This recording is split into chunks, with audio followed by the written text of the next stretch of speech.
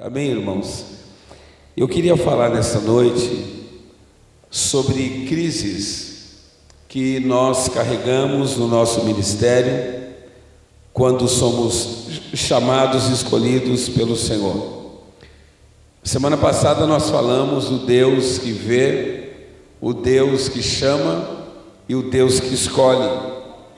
E esse Deus que vê, que é o mesmo Deus que chama e o Deus que escolhe, é o Deus que confiou em nossas mãos o ministério que nós carregamos, porque sabemos que a obra do Senhor, ela necessita e ela precisa de voluntários e de pessoas que estão dispostas verdadeiramente em fazer a vontade do Senhor e deixar com que a palavra do Senhor se manifeste no meio da igreja.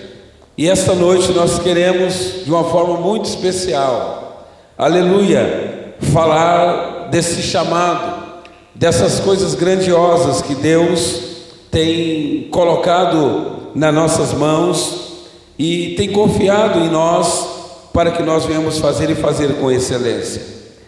As crises daqueles que são chamados para exercer seu ministério e muitos que duvidam daquilo que Deus tem para a vida dele. Nós temos vivido em momentos em que pessoas têm vivido nas maiores crises do seu chamado, porque exerce o seu ministério duvidando daquilo que Deus confiou nas suas mãos. As crises daqueles que são chamados para exercer seu ministério, eles infelizmente estão fraquejando porque estão duvidando do seu chamado e da ferramenta que Deus confiou em suas mãos. E sobre esse tema eu quero ler um texto com você nessa noite, no livro do profeta Jeremias, capítulo 1, abra a tua Bíblia comigo, vamos ler esse texto aqui agora, Jeremias capítulo 1, vamos ler a partir do versículo 1, é um texto bastante conhecido, e eu quero falar nessa noite sobre aqueles que têm ministério, e aqueles que foram chamados pelo Senhor. Jeremias capítulo 1 e o versículo 1 diz assim: as palavras de Jeremias, filho de Ilquias, um dos sacerdotes que estavam em Ananote, na terra de Benjamim, ao qual veio a palavra do Senhor nos dias de Josias, filho de Amon, rei de Judá, no 13º ano do seu reinado.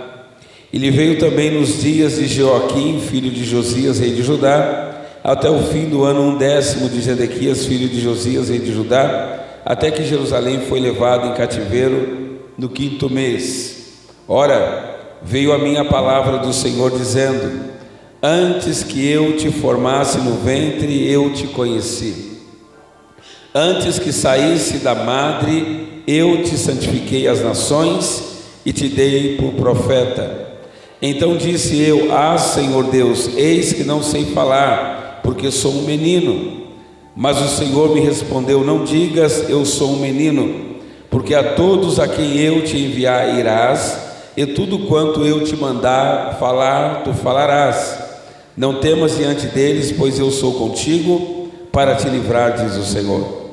Então estendeu o Senhor a mão e tocou-me a boca, e disse-me o Senhor: eis que ponho as minhas palavras na tua boca.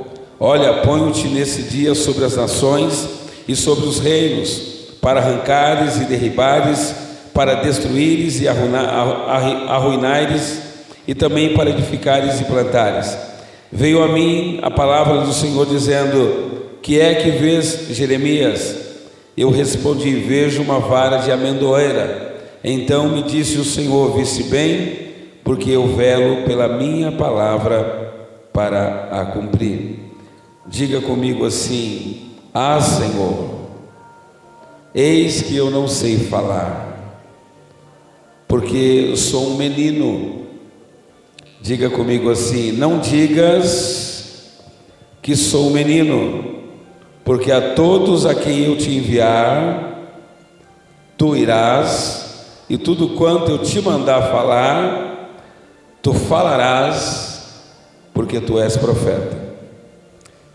Então, diante desse texto, a gente está esclarecido que Jeremias, ele é chamado por Deus para ser profeta às nações. Deus escolheu Jeremias muito novinho para profetizar às nações. Ele disse: Jeremias, tu és um profeta. Ele disse: não diga que eu sou um profeta, porque eu não passo de uma criança.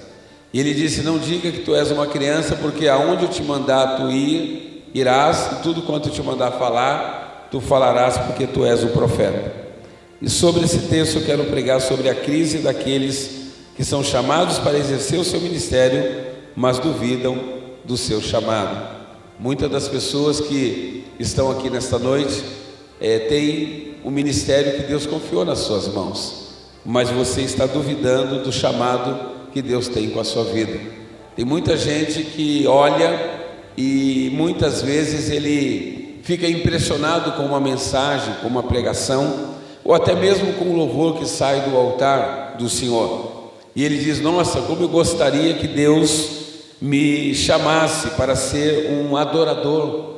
Ah, se Deus me desse uma oportunidade de ser um ministro da palavra. Mas o problema é que Deus já deu o seu ministério. Você tem um ministério. Deus te capacitou para você ser alguém, para levar o nome dEle, para adorar o nome dEle, para poder pregar as boas novas de alegria, que é a mensagem do Evangelho. Mas você talvez tenha duvidado do seu chamado, e você tem questionado a Deus se você verdadeiramente é ou se você não é chamado. Gostaria que você dissesse para alguém que está do seu lado: não se esqueça que Deus tem um ministério contigo, e tire a dúvida do seu coração, porque você é escolhido e você é chamado. O serviço do Senhor para nós que fomos chamados por Ele é bastante duro. Além de ser bastante duro, não é um papel indicado para o exercício de qualquer pessoa. Pelo relato bíblico, parece que as pessoas que são mais usadas por Deus como instrumento da sua obra, eles passam por grandes tribulações e aflições. Parece que quando você lê a Bíblia Sagrada, parece que os heróis da fé, eles sofreram mais do que nós sofremos.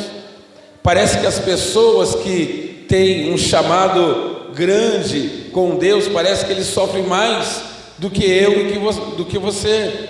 Parece que eles se desdobram para fazer a vontade do Senhor, e eles têm dificuldades e recaídas, porque o peso da responsabilidade que eles carregam sobre os teus ombros é muito grande. E isso, na verdade, às vezes é uma crise que nós carregamos, porque sabemos que nós temos um ministério, mas duvidamos do chamado que Deus tem para com a nossa vida. E nós vamos encontrar isso na vida do profeta Jeremias. Ele disse para o Senhor: ah, Senhor Deus, eu não sei falar, porque sou um menino. E Deus responde para ele dizendo: Jeremias, não diga que tu és um menino, porque aonde eu te mandar tu irás, e tudo quanto eu te mandar falar, tu falarás, porque tu és um profeta. Deus estava dizendo para Jeremias não diminuir o seu ministério, a sua vida, o seu chamado, porque ele não foi chamado por homens, ele foi chamado pelo Senhor. E toda vez que Deus te chama para você ser um zelador da obra dele, para ser ministro do Evangelho, anunciador das obras do Senhor, das boas novas de alegria, para levar o Evangelho àqueles que não conhecem, para adorar o Senhor no altar, para fazer missão, é porque Deus já te capacitou. E quando Deus capacita o homem, Ele envia, porque ele está indo na força de Deus. Você não vai na força do homem, você vai na força de Deus. Você não trabalha com a força do homem, você trabalha com a força de Deus. É Deus que chama, é Deus que vê, é Deus que escolhe, Deus que capacita e Deus que nos envia. Então você não pode ter dúvida do seu ministério. Isso é tão verdade que o apóstolo Paulo, em 2 Timóteo capítulo 1, versículo 8, ele exorta o seu discípulo amado Timóteo, dizendo: fortalece a sua vida, para que você passe pelas tribulações, para que você passe adorando e glorificando a Deus. Ele está dizendo: Timóteo, eu quero te exortar, eu quero te dizer que você precisa se fortalecer, a fim de passar por algumas tribulações, para que você entenda e compreenda que você tem um ministério com o Senhor, mas que Ele mesmo te enviou para você levar o Evangelho, levar a pregação do Evangelho, pregar as boas novas de alegria e ter a certeza e a convicção de que Ele mesmo está segurando nas suas mãos. O texto diz assim: portanto, não se envergonhem de testemunhar do Senhor, nem de mim, que sou prisioneiro dele, mas suporte comigo os meus sofrimentos pelo Evangelho, segundo o poder de Deus. Suporte comigo os meus sofrimentos como um bom soldado de Cristo. Aqui o apóstolo Paulo frisa dizendo: suporte comigo os meus sofrimentos. Ele estava chamando o que, querido? A atenção do seu discípulo amado, Timóteo, dizendo: Timóteo, você precisa se fortalecer, a fim de que passe por algumas tribulações, sendo exortado, mas permanecendo a sua fé, porque Deus tem galardão para aqueles que andam com compromisso com a sua palavra. A palavra de Deus desmente as doutrinas que a gente tem visto nos dias de hoje. As doutrinas que nós temos aprendido nos dias de hoje são aquelas doutrinas que não podemos sofrer. Quando você liga a sua televisão, você encontra alguma igreja dizendo para você: ó, vem para cá porque a mão de Deus está aqui, vem para cá porque tem um milagre especial para você, vem para cá porque aqui todo o seu sofrimento vai terminar. O sofrimento já era, nunca mais ele vai se acabar. Aqui você tem carro, aqui você tem casa, quando na verdade o Senhor quer nos ensinar que andar com Cristo é andar sim por tribulações, é andar com peso, com dificuldade. Nós sabemos que andar com Cristo é a mesma coisa que nós carregarmos a nossa cruz, carregar a cruz dele. Ele diz: olha, aquele que quiser vir após mim, negue-se a si mesmo, tome a sua cruz e siga-me, porque aquele que ganhar a sua vida perderá, mas aquele que perder a sua vida por causa de mim e do Evangelho, este ganhará. Então o Senhor estava chamando a atenção do apóstolo Paulo, que chama a atenção de Timóteo e que chama a nossa atenção, para nós entendermos e compreendermos que essa doutrina que crer no parar de sofrer, que não há mais dificuldade, que não haverá mais choro, não haverá mais isso e aquilo, isso é uma verdadeira mentira. Esta doutrina parar de sofrer, que são ensinadas e pregadas por algumas igrejas, elas trazem uma roupagem de um evangelho que não é o evangelho de Jesus Cristo, não é o evangelho da provação, não é o evangelho da cruz, não é o evangelho que negar as nossas vontades e fazer com que a vontade do Senhor prevaleça contra a minha vida, contra a minha vontade, contra aquilo que eu estou querendo viver. É deixar com que o Senhor viva em nós. O apóstolo Paulo, uma certa feita, ele diz: olha, que eu não viva, mas que Cristo viva em mim. Ou seja, ele está dizendo: queridos, nós vamos viver, teremos uma vida, teremos uma família, teremos o nosso trabalho, teremos o nosso ministério, mas saiba que esta vida que nós estamos vivendo será uma vida árdua, será uma vida dura, porque a realidade desta vida é aquilo que está em João 14. Ele disse: não turbe o vosso coração. Quando ele disse não turbe o vosso coração, ele estava dizendo o que, irmão? Que não era para você ficar atemorizado, para você não ficar preocupado. Quando alguém diz para você assim: olha, você vai até o Piraporinha comprar alguma coisa no mercado e você volte, mas eu quero dizer para você, no meio do caminho, não atemorize o teu coração e nem fique preocupado. Ele está dizendo para mim que eu vou encontrar alguma coisa que é maior do que a minha fé. É isso ou não é? Que eu vou encontrar alguma tribulação que vai tentar tirar a minha paz e tirar a minha alegria. Ele está antecipando, dizendo: ainda que você passe por algum caminho, que levante alguma tempestade, alguma prova, vento ou perseguições, não atemorize o seu coração, porque Deus está no controle da nossa vida. A realidade dessas duas provações da vida cristã assusta vários discípulos que ficam abalados ao ponto de deixar de trabalhar para o Senhor. Será que nós também iremos engolir esse mito de que a vida cristã deve ser livre sem angústia e sem provação? Será que nós vamos receber essa palavra no nosso coração e vamos deixar de acreditar que as tribulações e as provas que vêm não são ferramentas do Senhor para tratar com a minha vida e tratar com a sua vida, e devemos olhar apenas para o bel prazer da vida e daquilo que a vida nos oferece? Será que nós vamos deixar de acreditar que Deus, muitas das vezes, na sua soberania, Ele aperta o nosso pé, aperta o nosso calo, e a Bíblia diz lá em Deuteronômio 8, que Ele diz: olha, eu permiti vocês ter fome, eu permiti vocês passar por problemas sérios, por grandes dificuldades, para vocês saberem que nem só de pão viverá o homem, mas de toda a palavra que procede da boca de Deus. É Deus dizendo: por que é que você está achando que está sofrendo demais?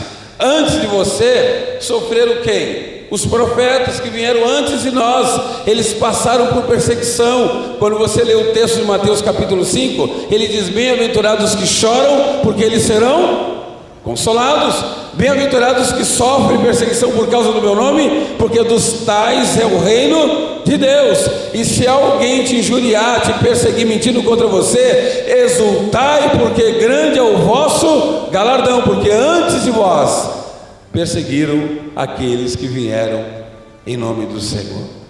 Então Deus está dizendo para nós o quê? Que nós devemos esperar com paciência, acreditando que Deus está no controle de todas as coisas. A Bíblia diz que tudo coopera para o bem daqueles que amam a Deus. Se você ama a Deus, querido, a bênção e a prova, ela vai cooperar, porque você ama o Senhor. Deus não quer que você seja um crente condicionado a uma vida que você deseja. Por exemplo, eu estou condicionado a dar glória a Deus quando tudo estiver bem. Eu estou condicionado a dar glória a Deus quando tudo vai muito bem. Eu estou condicionado a dar glória a Deus quando as minhas contas estão pagas. Eu estou condicionado a dar glória a Deus quando a minha vida sentimental está alicerçada e arrumada. Não, querido, aqueles que amam o Senhor sobre todas as coisas, eles adoram em espírito, adoram em verdade, e eles não olham para a situação da sua vida, eles apenas adoram o Senhor, não por aquilo que Ele pode fazer por nós, mas por aquilo que Ele é, o Senhor da vida, do céu, da terra, poderoso, e pode nos abençoar a hora que Ele quiser. A vida do profeta Jeremias, por exemplo, nos dá bastante auxílio para encarar bem os sofrimentos do servo do Senhor e refutar essa doutrina de que não devemos sofrer. Vamos estudar, por exemplo, o capítulo 1, e nós vamos enxergar aqui algumas virtudes desse texto para entendermos qual é o projeto de Deus e o desejo de Deus para a nossa vida.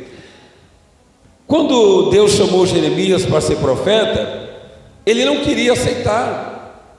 Ele disse o quê? Não digas que eu sou um profeta, porque eu não passo de uma criança. O capítulo 1, versículo 5, Jeremias disse: Deus disse: antes que eu te formasse, Jeremias, no ventre da sua mãe, eu te conheci. Antes que saísse da madre, eu te santifiquei e te dei por profeta às nações.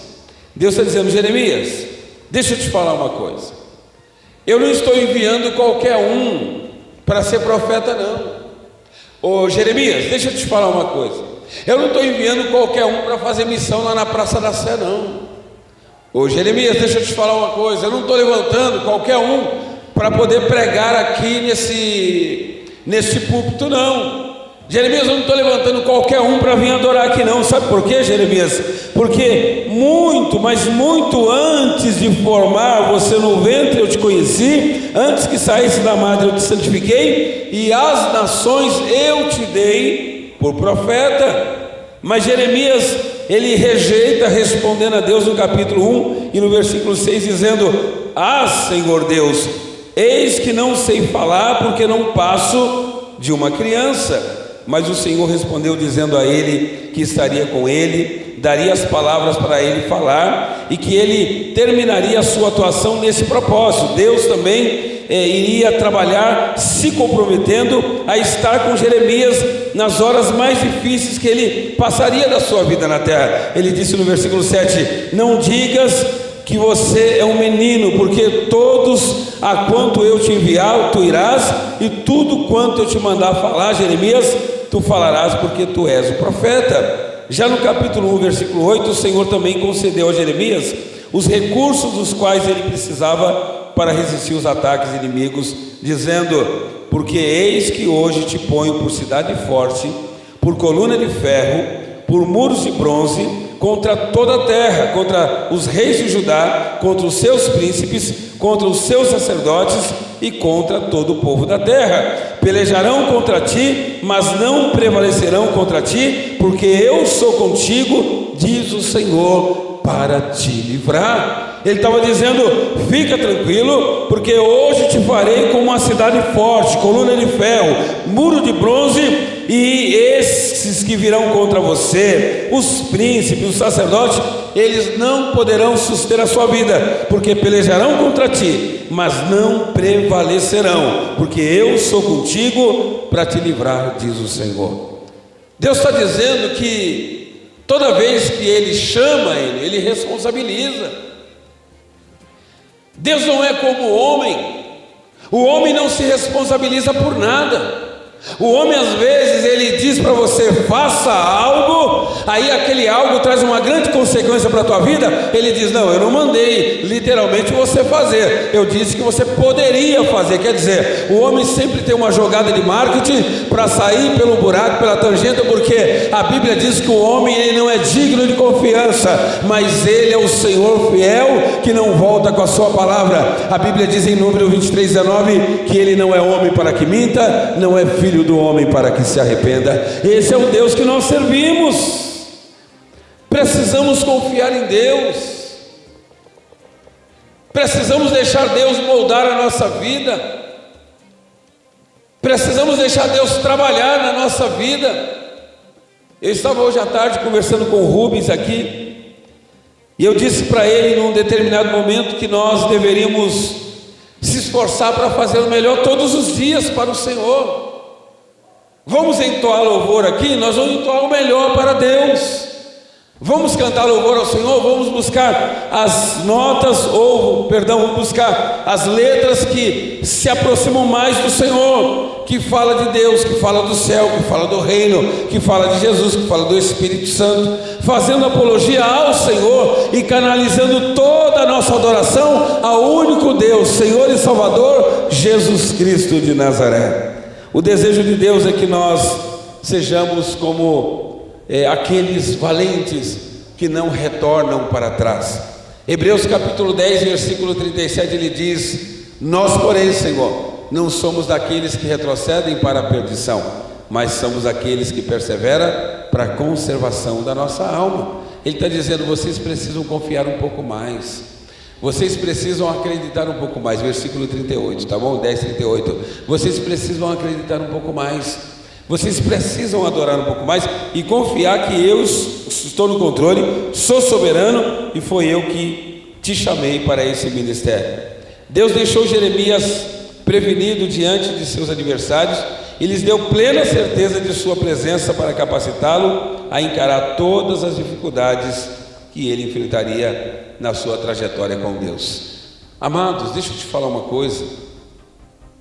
Desde o menor ao maior aqui nesta noite, desde o moço até a moça, todos nós que estamos aqui, Deus chamou, Deus elegeu, Deus escolheu, Deus predestinou, não naquele sentido que vocês já aprenderam, mas que você seria um sacerdote segundo a ordem de Deus. Quando Deus se formou, a Bíblia está dizendo aqui em Jeremias capítulo 1 e no versículo 6, que o Senhor nos separou, que o Senhor nos tirou, que o Senhor, antes que nós estivesse formado, versículo 5, antes que formasse no ventre da sua mãe, no ventre da mulher grávida, eu já tinha te conhecido, e antes que saísse da madre eu te santifiquei e te dei por profeta. Salmo 139, a Bíblia diz que quando os nossos ossos ainda não tinham sido formados, todos os nossos dias o Senhor já conhecia. Ele já nos conhecia antes da minha mãe nascer, antes do meu pai nascer, antes de que o dia é dia, a noite é noite, antes que houvesse a fundação deste mundo, desse céu, dessa terra. Deus já nos conhecia. Ele já sabia que você viria para esse mundo. Ele sabia que você ia ter aqui uns percalços, que você ia dar uma caída ali, que você ia passar por um vício aqui, que você ia ter um problema ali. Mas ele sabia e sabe, e está na mente dele, de que a partir desse momento ele vai te usar como nunca te usou, e você vai ser um homem de Deus como você nunca foi. Você precisa ter esse entendimento. Você precisa saber que Deus está no controle da sua vida. Você precisa saber que há momento em que você vai cair, mas tem momento que você precisa se levantar. Há momento de rir, há momento de chorar, mas também há momento de você cair, mas também chega o momento de Deus te levantar e te fazer você saber que nem só de pão viverá o homem, mas de toda palavra que procede da boca de Deus. Deus quer usar, irmão, a sua vida. Amados, deixa eu te falar uma coisa. Até quando cochearemos em dois pensamentos? Até quando ficaremos subindo no muro e pulando de um lado para o outro? A Bíblia diz em Apocalipse que eis que sou a porta e bato. Aquele que abrir e eu poder entrar, eu entrarei e farei morada. Cearei com ele e ele ceará comigo. Mas ele também fala, é melhor que você fosse frio ou quente do que morno, porque às vezes nós somos mornos diante do Senhor e nós não decidimos se nós queremos a Deus ou se nós não queremos. Irmão, até numa empresa que você vai trabalhar, você precisa decidir se você quer trabalhar ou se você não quer. Se você trabalhar demais, você vai ser o melhor funcionário e será alguém reconhecido lá na frente. Se você for o que falta mais, você vai ser mandado embora e você vai perder a oportunidade de ser um grande funcionário. Então, até na empresa, até no casamento, não dá para você poder ficar lá dentro e lá fora. Ou você fica dentro ou você fica fora. Com Deus é a mesma coisa. Deus quer te chamar, Deus está te chamando, Deus está te escolhendo, Deus está te moldando para você poder fazer algo de especial, porque muitos que faziam já não querem fazer mais. Jeremias relutou com Deus.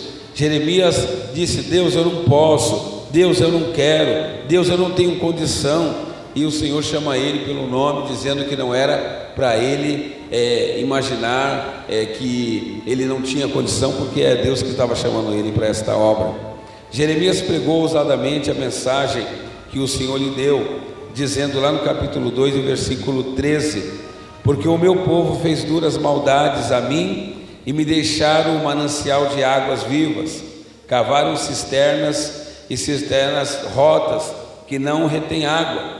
Ou seja, ele expôs a infelicidade e a insensatez do povo de Judá por ter abandonado a única fonte do bem e por ter corrido atrás dos ídolos que não podiam ajudar. Ele estava chamando a atenção, dizendo: por que é que vocês viraram as costas para o Senhor? Por que é que vocês deixaram de adorar a Deus e estão agora adorando aos outros deuses?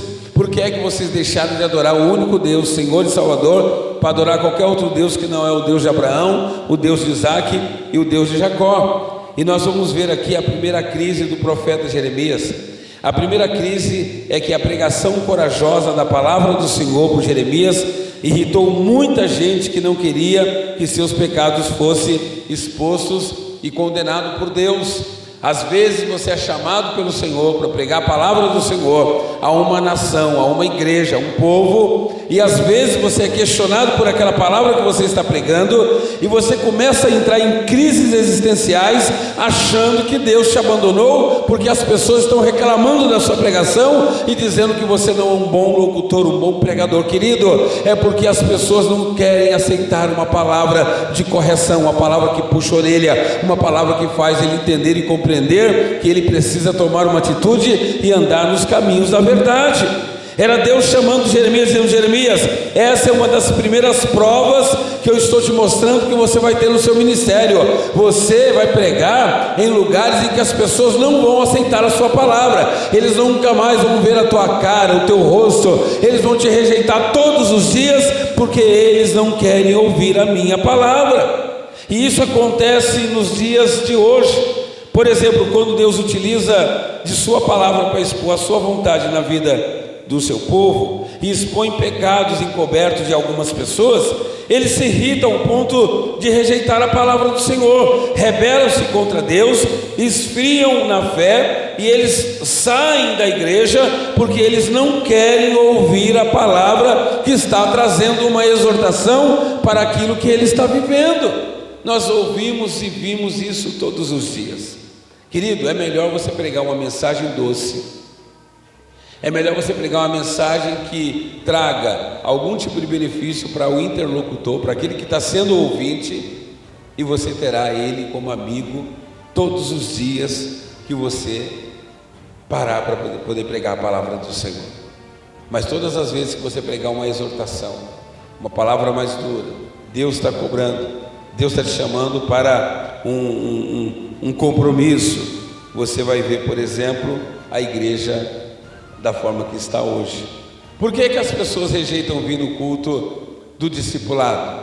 Porque culto do discipulado é culto de ensino, é o culto em que Deus quer pegar eu e quer pegar você, é o culto que Deus coloca a gente na parede, é o culto que Deus vai apertar o meu pé e apertar o teu pé. Ele vai mostrar para nós que nós precisamos acertar, que nós precisamos rejeitar o pecado e andar nos caminhos que o Senhor tem para a nossa vida, porque a Bíblia diz, querido, que os que esperam no Senhor, eles nunca serão envergonhados. Se você depositar a sua vida na mão do Senhor, você nunca será desbaratado, ninguém poderá tirar a tua alegria, a paz, porque a alegria do Senhor estará sempre no meio do teu coração. Nós precisamos querer fazer a vontade de Deus nessa vida.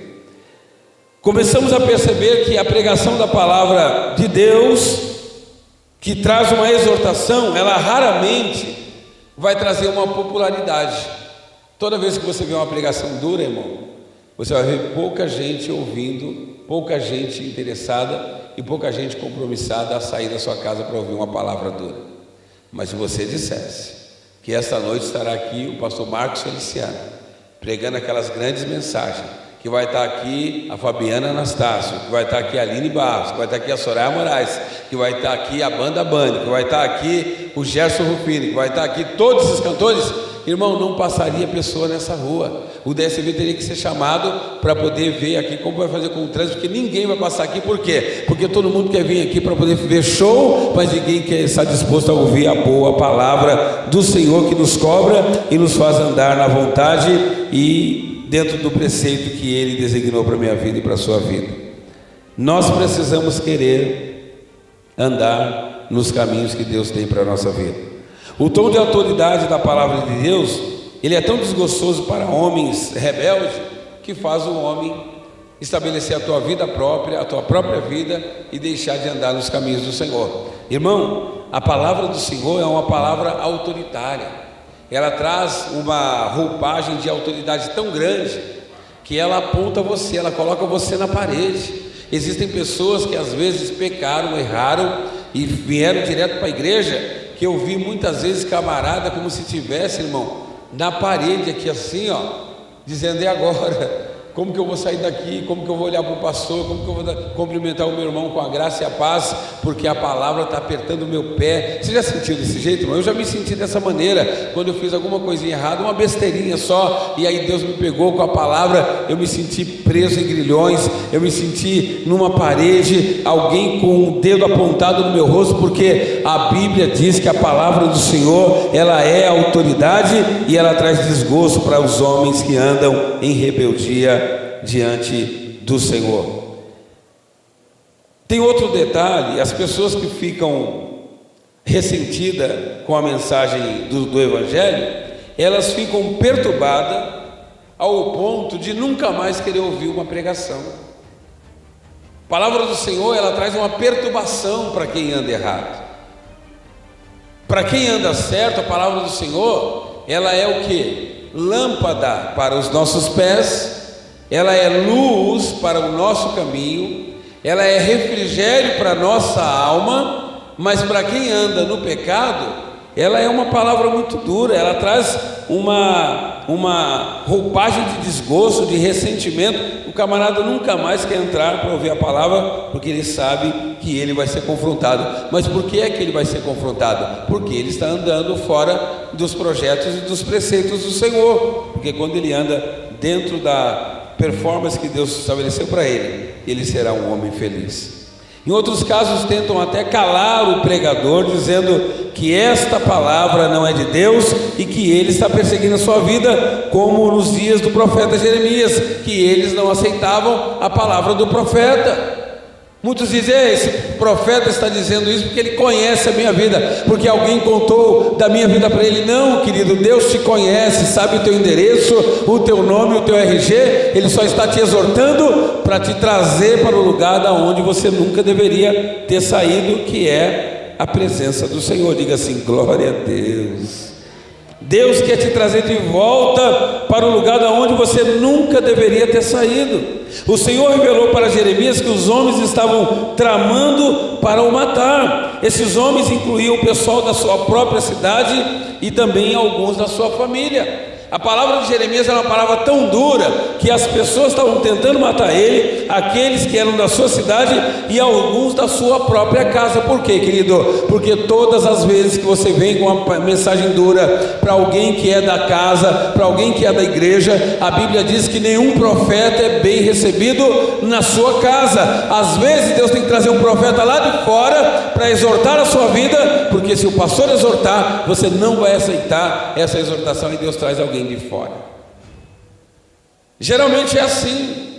Já preguei em igrejas que o pastor dizia: eu só te trouxe aqui nessa noite para eu colocar em prova esse povo e eles saberem que Deus está no controle dessa igreja e Deus está no controle da vida. Pastor, não vou te falar nada, pregue o evangelho e depois do culto eu quero conversar com o Senhor. E aí você pregar o evangelho, irmão, e você vê aquela fila de 30, 40 pessoas dizendo: eu estou voltando atrás, eu estou aceitando Jesus, eu estou reconciliando, eu estou deixando o pecado, eu não quero fazer mais aquilo, porque isso não agrada o coração de Deus. Deus está preocupado com você, Deus está preocupado com a sua família, Deus está preocupado com o seu bem-estar, Deus está preocupado com o seu projeto, o projeto que você tem de andar dentro desse contexto que Deus desenhou para a sua vida, levando a sério o seu chamado e deixando o teu ministério aflorar dentro do seu coração. Deus quer usar as nossas vidas, Deus quer usar a sua vida, Deus quer usar a minha vida, Deus quer nos usar para a glória dEle. Deus está triste, irmãos, porque nós não estamos preocupados com Deus. Deus está preocupado muito conosco, mas nós não estamos preocupados com Deus. Sabe o que Deus queria de mim e de você? Que nós preservássemos o nome dEle, a palavra dEle. Quando eu sei que eu estou disposto a andar com Deus, eu vou rejeitar todo o pecado, toda a imundície, todas as coisas erradas, para fazer a vontade daquele que me chamou das trevas para a luz. É Deus te chamando para um compromisso, para que você venha andar dentro do projeto que Ele tem para a sua vida. Jeremias não entendeu a razão pela qual o Senhor deixou o caminho dos ímpios prosperar. Ele queria saber até quando a terra iria sofrer por causa da perversidade daqueles homens, e Deus aparentemente ia ficar de braços cruzados dizendo: eu estou tolerando eles amaldiçoar, eles apertar, eles matarem, eles acabarem com a sua vida. Jeremias estava triste, dizendo: Deus, espera aí, o que está acontecendo? Por qual razão o Senhor está deixando o ímpio prosperar? Por qual razão o Senhor está permitindo o teu povo sofrer? Por qual razão o Senhor permite que a gente veja a perversidade? Por qual razão o Senhor aparentemente tolera que o justo seja objeto de vergonha na mão daquele que não tem compromisso com o Senhor? Nós não temos feito essas perguntas para Deus? Deus, por que aquele camarada entrou ali, matou a família, abusou daquela criancinha e ninguém fez nada? Por que o filho do rico, do pobre, do rico prevalece, do rico hipócrita, do rico bandido, do rico malandro? Por que o filho dele prospera e o meu não? Por que na mesa do bandido e do assaltante tem comida farta de toda a qualidade, na minha mesa muitas das vezes eu tenho dificuldade de comer o pão? Por quê? Essas perguntas são feitas sim ou não, irmão? Por que a porta se abriu para alguém do outro lado e a porta não se abriu para mim? Por que é, Deus, que o Senhor está permitindo todas essas coisas acontecer, como o profeta Abacuque dizendo: Senhor, clamarei e o Senhor não me escutará, gritarei violência e o Senhor não salvará? Por que fazes do homem como peixes do mar? Ninguém governa. O ímpio cerca o justo, a justiça é torcida. Por que fazes do homem como peixe do mar, como se ninguém governasse? Por que é, Deus, que o Senhor está permitindo essas coisas? Por que é que o Senhor está permitindo os homens prosperar no nosso caminho? A resposta do Senhor à angústia de Jeremias era bem chocante, era tão dura, que ao invés de Deus confortar o profeta, o Senhor repreendia cada vez mais e desafiava ele a acreditar que Deus estava no controle do curso da vida, no curso da terra, que o homem não tem direito nenhum de questionar a Deus, o homem não tem direito de colocar o dedo no nariz de Deus, porque Deus faz como Ele quer, do jeito que Ele quer, na hora que Ele quer, e eles têm os teus próprios propósitos. Ele tem o teu propósito, Ele é Deus, Ele faz como Ele quer. E a primeira resposta que Deus dá para Jeremias aqui, ao invés de Deus confortar o profeta e repreender os seus opressores, Deus responde para ele no capítulo 12, versículo 5, dizendo: se te fadigas correndo com os que vão a pé, como poderás competir, Jeremias, com os que vão a cavalo? Se tão somente numa terra de paz está confiado, como farás na enchente do Jordão? Ele estava dizendo: se te fadigas, se você está correndo, se você está cansado, competindo com aqueles que estão indo de pé, como é que será quando tiver que competir com aqueles que estão indo a cavalo?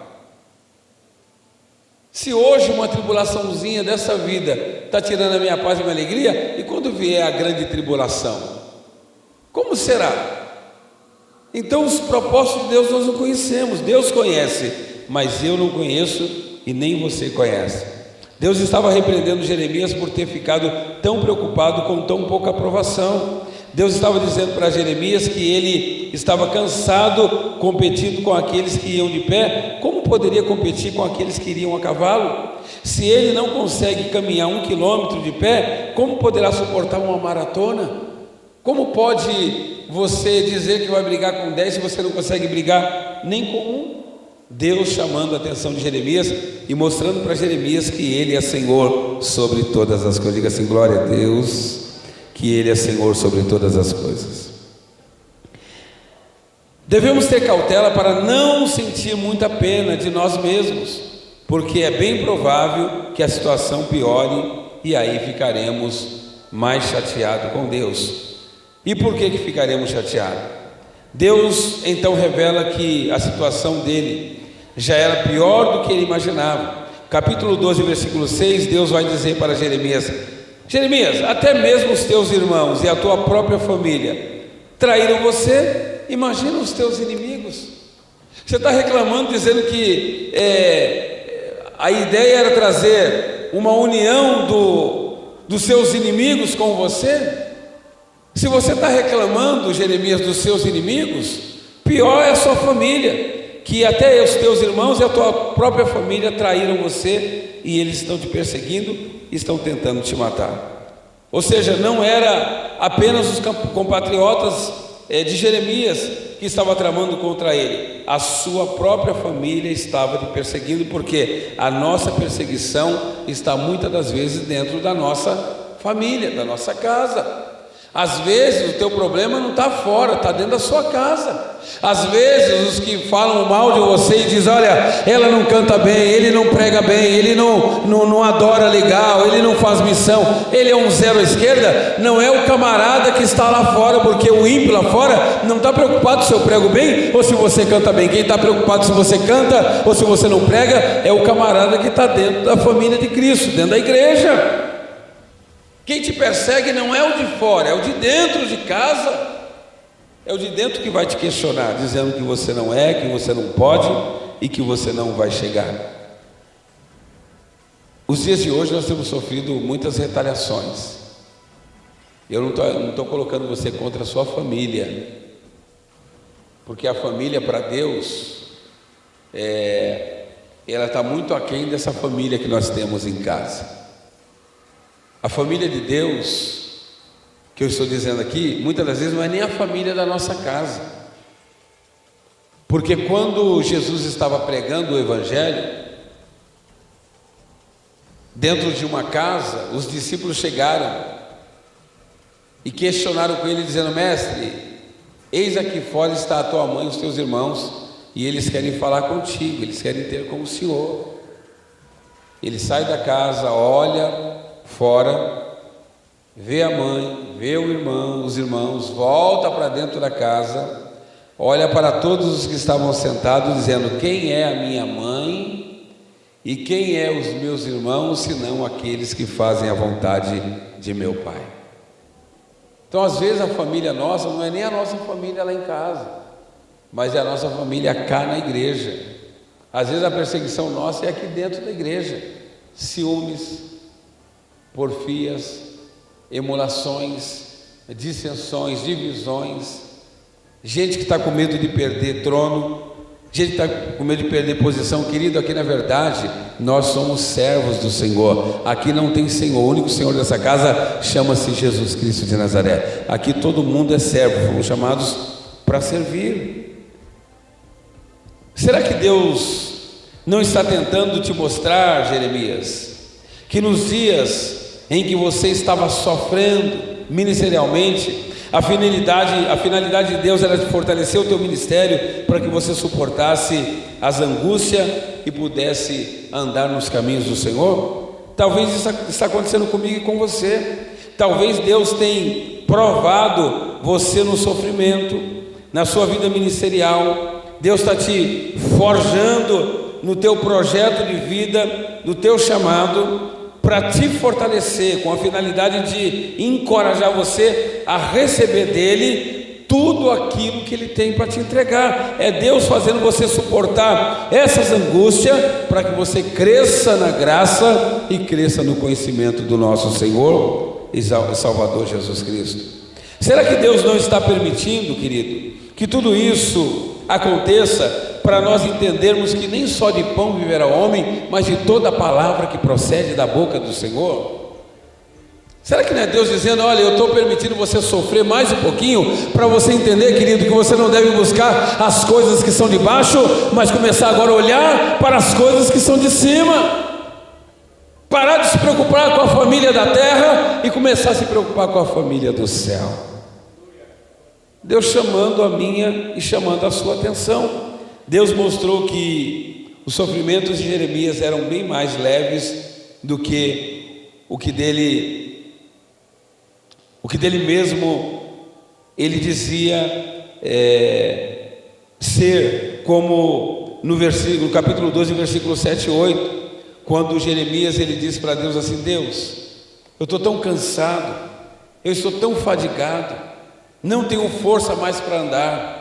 A Bíblia diz que uma certa feita, quando Jeremias foi pregar para o rei, ele levou uma palavra de exortação, irmão. Sabe qual foi a consequência da palavra dele? Foi jogado dentro de um poço, de uma cisterna cheia de lama. Queriam matar o profeta Jeremias. Jeremias estava triste, Jeremias estava bicudo, Jeremias estava dizendo: Deus, por que é que tanta coisa está acontecendo de ruim para a minha vida? Você já viu alguém reclamar do seu ministério? Você já viu alguém reclamar da sua vida? Aqui na nossa igreja eu vejo tanta gente às vezes reclamar de coisas. Eu vejo gente bicuda na nossa igreja. Eu vejo gente reclamando, gente triste, gente amargurada, a coisa não está andando, o camarada está nervoso, a moça está nervosa, o moço está assim, o outro está assado, o outro está assim, e o cara, o que está acontecendo? Porque nada está dando certo. Não está dando certo porque o centro do teu coração não é o centro de Deus, não é mais o coração de Deus. Você precisa sair desse mundo e canalizar toda a sua força no Senhor, irmão. Confia no que eu estou te dizendo. Eu vejo às vezes aqui pessoas nervosas, o que está acontecendo? Não é possível.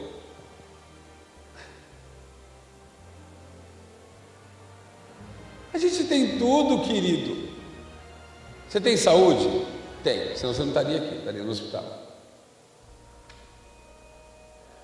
Você está comendo? Estou. Se não estivesse comendo, você estava magro, só um palitinho.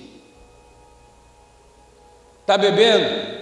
Tá, senão estaria desnutrido aqui, estava sequioso.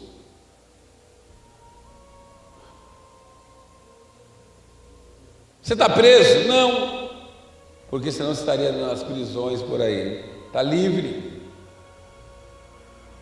Está comendo, está bebendo, está livre, está tudo. Está reclamando do que, irmão? Do que você está reclamando? Diga para mim. Tem gente pior do que eu e você. Tem gente que não comeu ontem, não bebeu ontem, não comeu hoje, não bebeu hoje, não tomou banho, não vai tomar banho amanhã, não vai comer amanhã, não vai comer depois de amanhã, está sentenciado à morte, perseguido, procurado para morrer, e ele está ainda dizendo: eu sei que o meu Redentor vive e ele se levantará em favor da minha vida. Precisamos confiar e entender que Deus está no controle da nossa vida. Por que Deus chama a nossa atenção? Porque Ele quer o nosso bem.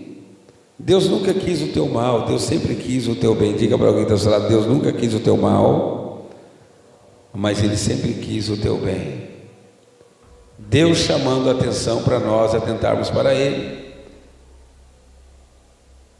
O amor de Deus é tão grande, que esse Deus olha para nós com um amor tão especial, que João 3,16 ele dá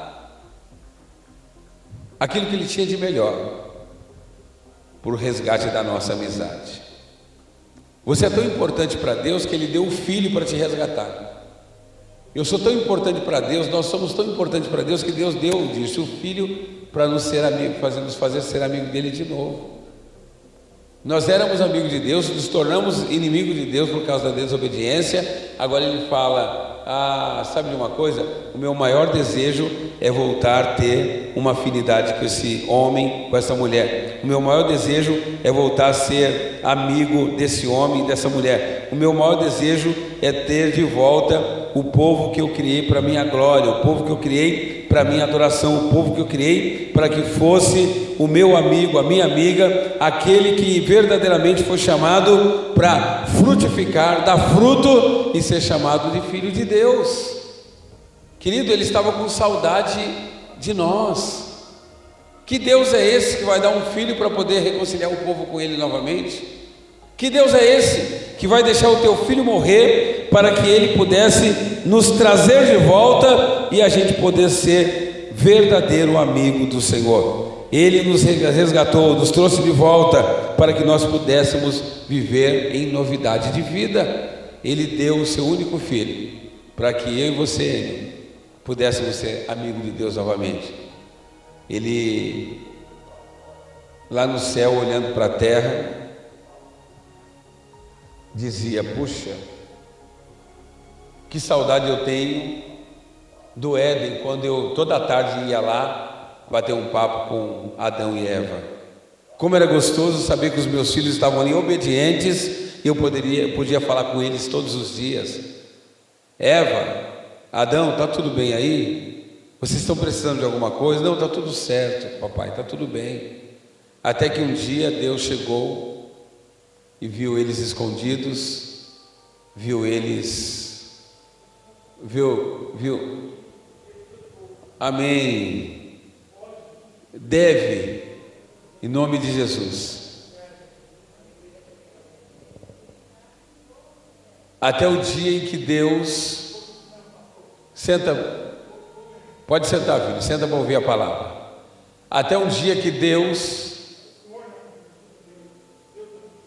Amém. Senta um pouquinho para você poder ouvir a palavra. Até do lado do Enio ali, ó, ali do lado do Enio.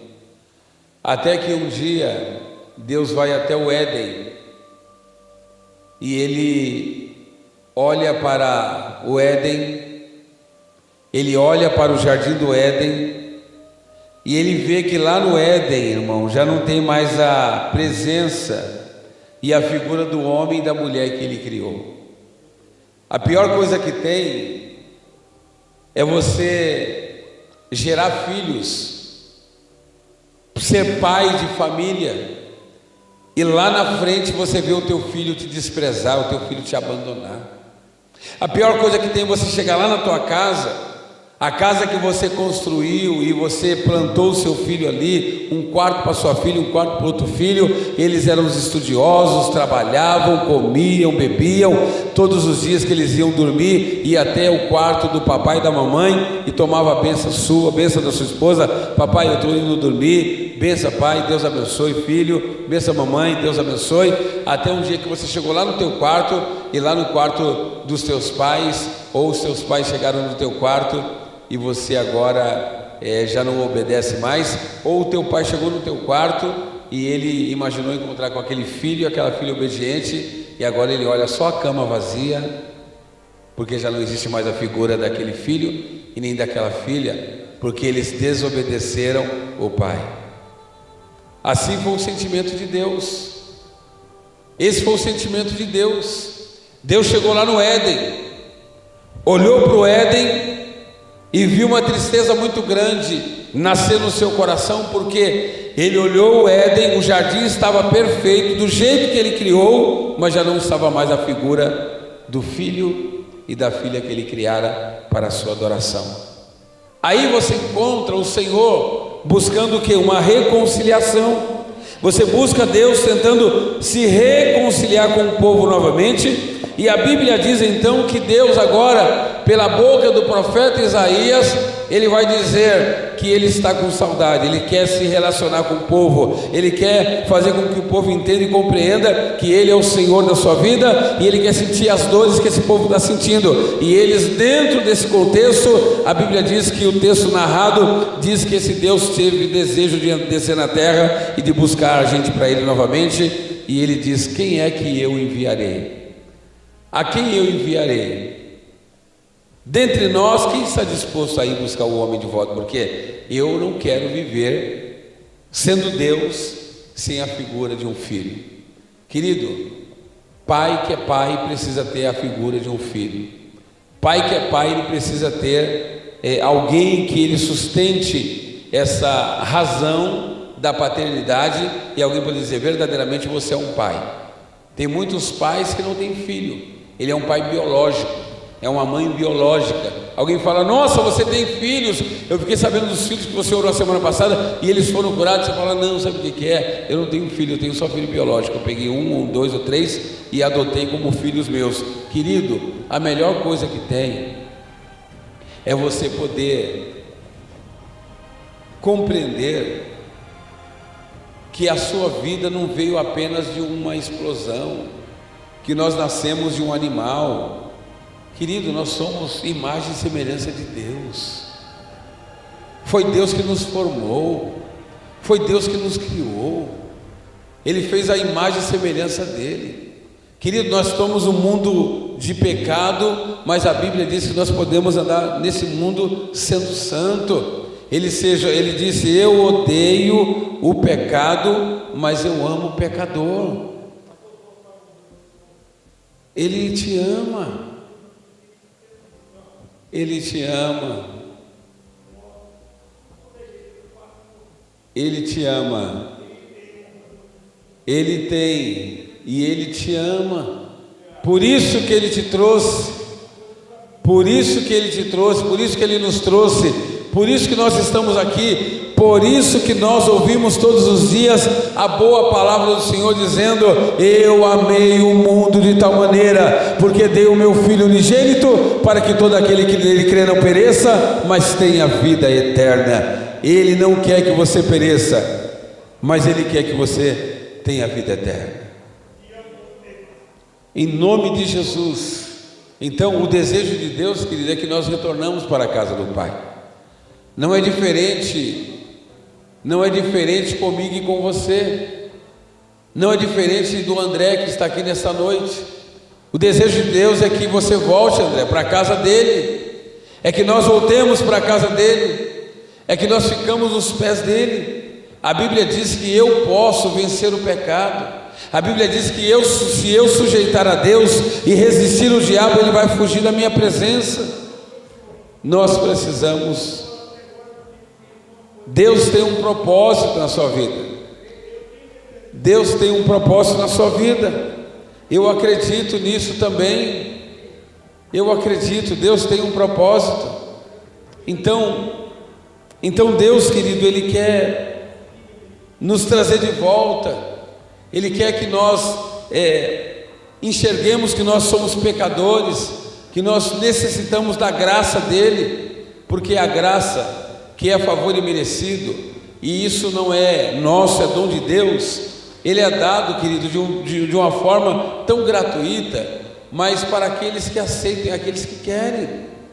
Eu tenho a opção de pecar, mas não vou porque eu amo a Deus. Eu tenho a opção de criar ambientes para que a minha vida seja uma vida, dentro de um padrão que agrada ao mundo e desagrada a Deus. Mas eu preciso entender e compreender que os que vivem na carne é carne, mas os que vivem no Espírito, esses vivem para Deus. Mas eu quero dizer para você que Deus te chamou, irmão, para ser santo, que Deus te chamou para você ser vitorioso, que Deus já te escolheu no ventre da sua mãe para você ser dele, e o diabo não poderá tirar a nossa paz e nem a nossa alegria. E Deus te guardou, Deus te guardou, e Ele vai te guardar, e Ele vai te guardar. Mas olha, irmão, você que está longe, volta, André, para o Senhor, volta. Vem aqui na frente, deixa eu orar para você. Vem aqui, André, vem aqui. Não, eu quero orar por você. Irmãos, fica de pé. Aleluia. Dobra o teu joelho aqui, filho, dobra o teu joelho. Aleluia. Estende as mãos para cá. Querido Deus e eterno Pai, Pai de amor, Pai de misericórdia, esse momento, Deus, é um momento que foge do nosso controle. Não temos condição nenhuma, meu Deus, para fazer algo pelo André se não for o Senhor. Não podemos, meu Pai, aleluia, Senhor Deus, mudar a história dele se não for a Tua palavra. Eu te peço agora pelo poder que há no Evangelho, pelo poder que há no nome de Jesus de Nazaré, arranca o Teu servo desta vida, Pai. Todo espírito maligno, todo espírito de Exu Caveira, tranca-rua, todo espírito de pombagira, todo espírito de preto velho, todo espírito da bebida, da cachaça, da droga, eu te repreendo pelo poder que há no nome de Jesus de Nazaré, porque há poder no nome de Jesus. André, nesta noite o Senhor está te dizendo: arranca de dentro do teu coração tudo aquilo que não pertence ao Senhor, anda nos preceitos do Senhor, porque só Ele tem vida eterna para te dar. Cuida do teu servo, Senhor, que ele venha viver na plenitude do teu Espírito, e que as bênçãos do Senhor, que enriquece, que não acrescentadores, ó Pai, seja sobre a vida dele, Pai, e que ele venha ser liberto da cabeça à planta dos pés, e que a vida dele venha ser restaurada pelo poder da Tua palavra. É o que nós te pedimos no nome de Jesus. Amém. Fique em pé. Quando você tiver a certeza do seu chamado, a alegria do Senhor vai repousar o teu coração, e você vai fazer tudo para a glória do nome do Senhor. Amém? Está terminado. Dá um abraço no teu irmão em nome de Jesus.